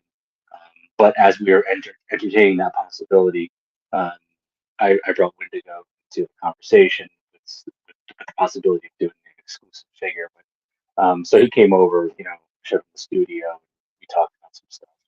He's a really great guy, and once we started revving up for something required, I had in here from him. I hope you're out there, man. I hope you're doing all right, and hit me up. But I think that everybody's got something going on. yeah, Everybody's got life happens, and his, I presume he's probably got some other priorities right now. yeah. We'll hear from him eventually. Right, and exactly, man. I think that the main thing is everybody thinks or just kind of hopes he's okay, man. What a great artist, dude. He had a killer Yeah, table. He yeah, had some labs going on. But dude, yeah, and quite. I know didn't that. even know. Like, I'm being in Asheville. Like, I didn't know he was here. Like, I didn't. Yeah, uh, I think I might have seen him for the first time on your show yeah, before the last event, and when I heard he was from Asheville, I'm like, what the fuck? Like, yeah, what? Where? And then I like messaged him like, dude, you're in town. Where are you? Like, hit yeah. me up. And he said he was at the assembly required, I think, at the Funkatorium. And I was like, why didn't you say hi? And he's like, I didn't know who you were, man. So that's valid. Okay, that's valid. Yeah. It's same thing, dude. I had talked to him before I went out there last year, and he was asking me where I was staying and stuff. He goes, "I'm real familiar with the area." He goes, "I live out here." I was like, "Oh shit." But yeah, great artist, man. I hope to see him out there. Yeah. We're coming up on just about an hour, man. I think we're a little bit over. Is there anything else you want to get out there about Assembly Required? It's coming up in the next couple weeks. Any messages you want to get out to anybody? Last promos you want to do? No, like I said, our primary focus this year is just supporting our cousin, and we're gonna be hitting it hard. I have a couple appearances on Nashville FM, talking about the show and the cousin TL figure that we're producing. That well, I should be honest, that Lee is producing. That Throat Remix Plethora and Hip Hop Toys is producing. Um, that's we are just a conduit for that. So Yeah, I hope that everybody could pick one up, um, just so that they could donate to a great cause, a great guy. We're asking for minimum $25 donation. But, if you really want to, you could pay a lot more for that if you wanted to. It's yeah, going to a good cause. absolutely, man. Agree. Great cause. Again, those are going to be at Assembly Required. And if not all of them sell, I'm assuming though. I thought Lee said that they would be on Remix Plethora website and Hip Hop Toys website as well after the show. So Yeah, Matt, if we could sell more for TL, then yeah, absolutely. yeah, absolutely, man. Matt, it was great having you on, dude. I really enjoyed talking to you, man. Really great insight into Assembly Required and kind of how it came about. I only expect that show to get bigger and better over the next few years. I do love the intimate setting of it. I would super encourage anybody if you're in the area within driving distance, even within a few hours driving distance, it's extremely worth it. I'm flying across country and have no problem doing it because it is 100% worth it, man. It is surreal being in that room with everybody, seeing all the pieces and the artist. Above all, man, I think it is really what you said. It's everybody pulling in the same direction, and it's cool to be around people that are into the same stuff that you are, but care about the same stuff that you are, and care about pushing these artists forward, man. Yeah, yeah, yeah, absolutely. And I see in the chat, Pop Rap Art asks where it's at. So um, let's be clear. Yeah. It's assembly required. The Asheville Designer Toy Expo. It's Asheville, North Carolina. We're up here in the mountains. It's a beautiful place. It But really yeah, is. It really is. Have you been to Northern California at all? no, yes. Well, shit, it was so long ago I was there. I don't remember Yeah. what I saw. So I'm a little bit south of Sacramento, but Lake Tahoe's about maybe an hour and a half from me, hour 45, something like that. But as soon as you start going up into the foothills, man, and it is dead on, just like the uh, the terrain in Asheville. I got here and I was like, holy crap, dude, this is like, Folsom Placerville area out here. Very cool. But it's a great place, man. Like I said, there's tons of breweries, there's golf out there. It's an artsy town. There's lots of, outside dining, stuff like that. Really cool. And Oh yeah, yeah, and assembly required to top it off, man. So again, dude, thank you for coming on. Welcome back. yeah, absolutely. I will be glad to shake your hand in the next couple weeks at Assembly Required, dude. I will seek you out Cool. first and foremost. Look forward to it. Right on, buddy. Thank you for coming on, man. Thanks for having me. Take care. Boom. MJ Casale, everybody, of Assembly Required. Like I said, like legit, if you're in the area and you can make it over there, you should definitely do it. Even if you only pop in, for the day or for a couple hours, whatever it is, just go in there and see what's going on, and to see everybody kind of in the same area. Um, it's cool. Like I said, it's surreal. It really is surreal. If you've never, done anything like that, it's really cool. Um, Phantom Lake, yeah, dude, that's gonna be a blast. So where we're at right now, we're at about 7:36. We're gonna jump into some opens, and then we'll do the giveaway. Um, so the opens that we got for this week. Let me switch this up right quick. Um, I'm going to put this banner up. It's something that I was going to run as a story or a post. I'm going to start off with putting it on the bottom feed there. Uh, it's something that I thought about. If anybody has a drop that they want to do on the show, um, dude, Barrio Boba, yes, I golf. Now, when I say yes, I golf, I like to be out there and swing it around a little bit. That's about all, man. I really suck at golf, but it's super fun. Um, but if anybody has a drop that they want to do and they want to do on the show, come on the show, talk about it, maybe do a claim drop or just say, hey, I got this coming out on XY day, whatever it is. Hit me up. Let's do that. I want to start getting some drops going on the show. An exclusive drop on the show would be super cool. If anybody has a collection or a grail piece or a few grail pieces they want to show off, hit me up. Let's book it. Let's start making some more content, some more segments, and get it filled up. I have a pretty full schedule for the next few weeks, with the exception of next week. Working on that one, but if that interests anybody, doing a drop on the show or anything like that, hit me up. Let's do it. So let's talk about a couple of drops that we got going on.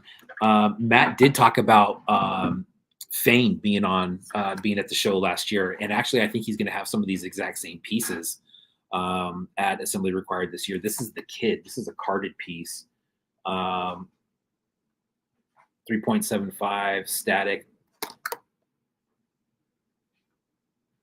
Really good prints, always from Fane too.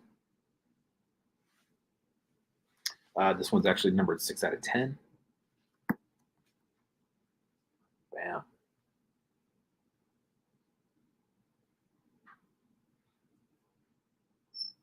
Feigned. Check him out. FEOND. Remember when Ocular, what's up, dude? Speaking of Assembly Required, Ocular will be at Assembly Required. But this is Feigned. Remember when we all used to say Fioned? We all used to say Fioned base. And he said rhymes with rain. And that's what finally did it for me. Fame. Rhymes with rain. Bam. I bought this at DesignerCon. This was at the DKE booth. And I believe from what I saw, there's going to be a few more of these available at Assembly Required. Fane, check them out. Fane has a great vibe just to the whole brand. Really cool prints. He was doing some prints on bags. He was doing T-shirts. Really, really cool stuff, man. Yeah, well, DNS, you're probably the only one that was getting that one right, man. When he told me, I said, "Oh, wow, that's different." But it's obviously just a word that I'm not familiar with. Um, but Fame, Assembly Required. Go check out the page. Check it out. Really cool stuff. Next, we got Neil Ewing.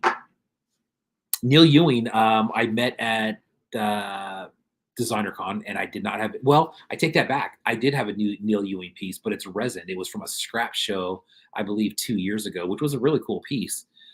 This one was actually vinyl, and the vinyl pieces, God, these little dinosaurs sell out so freaking fast. If you go on his website, I believe there is some stuff available. Not what I'm about to show you. I think those are all sold out, but they go really quick. It's another example of going to a show and seeing an artist that you can't really get stuff from, and you walk in and you see a ton of stuff. There you go. So this is the header card for it. This is Little Cretaceous Gordon. This is what we're about to look at right now. Boom. Sick. Great looking piece. Glows in the dark like crazy. Really cool paint on it. Nice.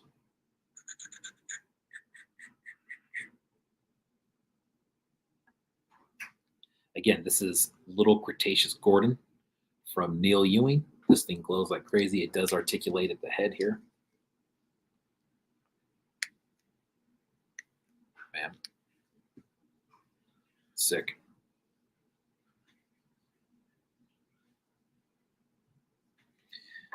Next, from Neil Ewing, Baby Bonnie. Now, there's been a few different versions of this one out there. If you look on his website, or I'm sorry, the web store, you'll see quite a few different ones of these.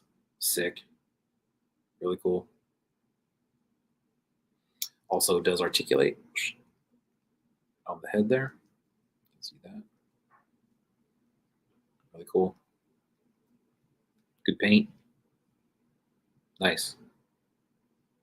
Super affordable too, these little pieces. Really cool. That was Neil Ewing. Bam. There you go. Header card. Don't forget the patch. All right. From Neil Ewing. There you go. Check out the web store. I did check out the web store before we started here. And there was a lot of stuff that was sold out, but there was still some stuff that's available in there. So check that out. Last guy that we got is Saruga Mark. This is another one that sells out really fast. And Designer Con, I believe it was on the last day, or maybe, no, you know what? It wasn't on Sunday. It was on Saturday at the very end of the day. I was walking by and Saruga Mark was sitting at a table with somebody else. And I didn't realize that he was going to be there, but I recognized him and I'm just like, oh shit, there he is. And sure enough, man, he had just a few things left. This is another example of somebody that their stuff goes really, really fast when they drop it online. Now, this is American pulled vinyl right here. I can't exactly remember where he lives, but this is all pulled and painted in the U.S. This one also glows in the dark. It's really, really cool. It's a fruits candy colorway is what it is. And this is the test paint edition. When I was chatting with him, I asked him, hey, which one would you pick? He picked out this one for me and I love it. It's freaking great. Awesome. Really, really cool. Articulated arms, legs, head. Great piece, man. Like I said, glows like crazy too. Hard to get the glow to show up on here, especially with the lights on. But I will definitely do a post on this guy.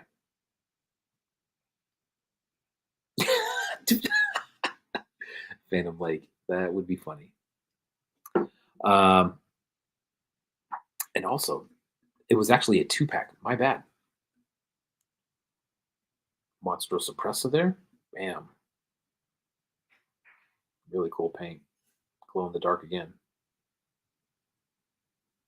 Boom. Mark. Nice. Let's see. What else do we got? I think we should be coming up to the giveaway. It's 7:45. That seems like a good time for it. Let me check the account real quick just to make sure that I didn't forget anything to chat about here real quick. Ba, ba, ba. Oh, what do you know I did? All right, let's do this. Here's one other thing that I want to take a look at was just some shows that we have coming up around the community here. Let's see. This one I saw show up on um, Barrio Boba's page. If you're out in the El Paso, Texas area, come take a look at that. Infinity Collectibles presents the Superior Toy Show. Adults $2, kids for free. One day, 11 a.m. to 4 p.m. It looks like Barrio Boba will be there slanging his goods. Highly recommend. Always, always highly recommend Barrio Boba for anybody. Again, assembly required February 3rd and 4th. Asheville Designer Toy Expo returns to the Great Eagle in the River Arts District on February 3rd and 4th. That's just in the next few weeks. 32 artists there this year. And I bet you've heard of almost every single one of them. Here's another one. Check this out. This is Zimitco. It has a solo show of 51 very recent works at the Clutter Magazine Gallery coming up. The opening reception is February 10th from 5 to 9, which is the same day as the Glow Show, which is always nice. Very cool. And how about the name of this show? Liquid Phone Booths, Melted Thumbtacks, a Zimit solo show. Now, initially, when I saw that, I said, wow, that's a wild name. And then I saw that's for Zimit, and I said, wow, that is that fits. Check out this guy right here. I haven't showed it yet, but I bought one of these at DesignerCon, and they're sick. I love those pieces. Hmm. So Zimico, personal show coming up. That's awesome. Bam, and that's what we got for shows tonight. So let's do some giveaways. Yeah, dude, that little guy for sure, man. I think you're talking about the this dude right here, right? Yeah, super sick, man. Love it. Um, I actually have. I don't know if you guys have. I'm sure you have been collecting, but do you remember when Sarugamark had a different name? I know Crumbs does, but Sarugamark used to have a different name. And when I bought my first pieces from him, there was a little set of Monster Suppressas that I got, and I believe it was under the other name. But anyways, just a little tidbit there for you. Let's take a look at what we are what we're playing for tonight. Now, remember, if you guys are if you're trying to get involved or trying to get entered into the giveaway on a week-to-week basis, Wednesday is when I do. Wednesday is when I do the post. All you have to do is respond to the question. I give you a number. We spin the wheel with the numbers on it. There's your winner. This week's uh, this week's question was, if you had a superpower, what would it be? Had some great answers in there. I'm actually going to talk about or just kind of go over a couple of them real quick because there's some really, really cool ones. You know what, Stormico, you're in, buddy. Um, I see your I see your message in there. Stormico Station. This is an interesting one. His superpower would be to turn into a tree. Uh, so there you go. That's it's an interesting superpower, but hey, whatever works. So 31 looks like we got 31 people in. Um, and yeah, let's take a look at some of these. Oh man, some of these were so good.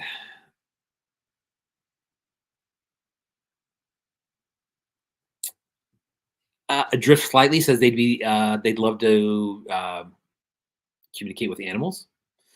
Pocket salsa, a very common one. The need to never sleep. I could do anything I wanted to, or I could stay awake forever with no effect. Mr. Von Fake Name, this was a great one. Of course, a villainous sort such as myself would have a sonic boom when I strum the power chord, or one of the other two chords that I know. Oh man, Barrio Boba, that would be an interesting one, man. Um, Phantom Lake says the power to go back in time and prevent my mom from giving away my AD&D Fortress of Fangs playset. Some wounds never heal. Kajiki with the power to make as strong as Bird as Kenny Rogers. That's a deep cut Seinfeld reference. Very well done. I love that. Lynn's the Rat Boy to barf out acid vomit and melt the flesh of my enemies. Interesting. Interesting. I believe you're the only one who um, actually went with that superpower. So here we go. Tonight, playing for Plastic Vomit Customs. This is a Shadow Snow Trooper. Um, the backer on this is really, really nice. Super high quality. Really nice graphics on the back. That's what we're playing for tonight. We might be playing for more after this. Stick around. I'll let you know. Boom. All right, so here we go. We're back on the wheel. We're going to bump this up to number 31.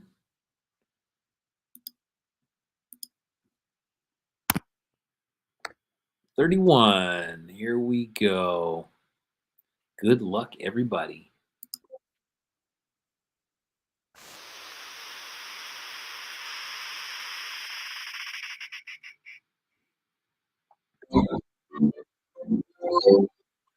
Oh, it is number 10, and I just realized that I'm not even I don't think I'm sharing my camera with you or my screen with you guys. So I will share the screen and let you know that who the winner was.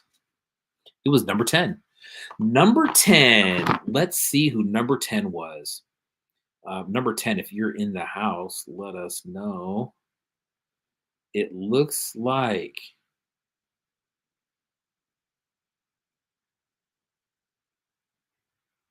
nice. Okay, so I don't know who this particular this was a new one for us. This is from WAG Fam Bam 3115. WAGGFAMBAM 3115. Their superpower that they wanted was to absorb knowledge. Everything I read or see, I know from the top of my head when asked questions and can never be stumped. My reply was, you'd be a Jeopardy legend. So congratulations, WAG Fam Bam. If anybody knows who that is, um, let them know to hit me up or respond in the comments. DM me with an address so I can get this to you. Again, I'm going to put the winner here. WAG FAMBAM 3115. 3115.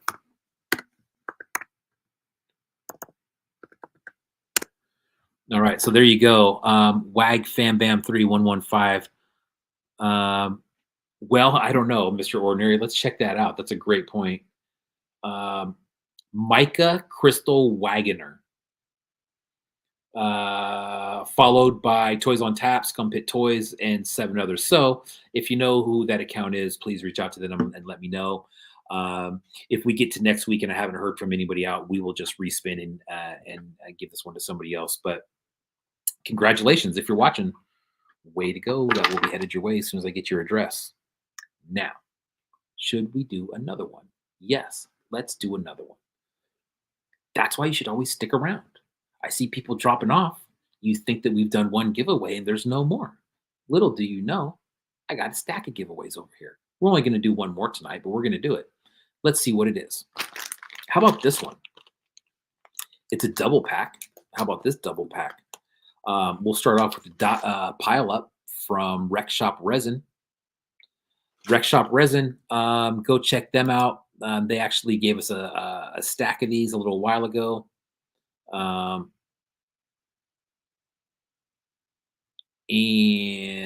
I've been sending them out left and right, but there you go.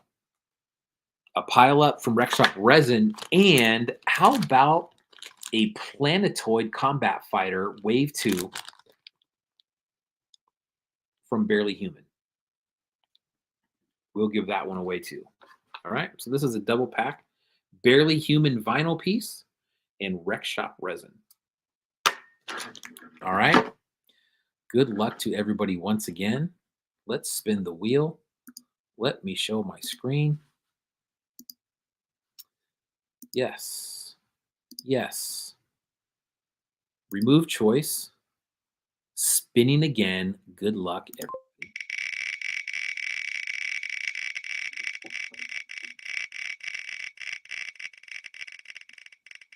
Wow, great spin. Long spin. Number 4. It is number 4. LRH Bootlegs. Congratulations, dude. LRH. Now, if I remember correctly, I think LRH is Leon Hart Bootlegs. And I believe he is in England. So I will message him and let him know that he won. But LRH Bootlegs, let me put that in the comments real quick. Bam. Yeah, that Vato's in the UK. That's what I thought. So the streak continues with international packages. LRH Bootlegs. And I believe he had just posted some stuff for sale recently. Scotland. Okay.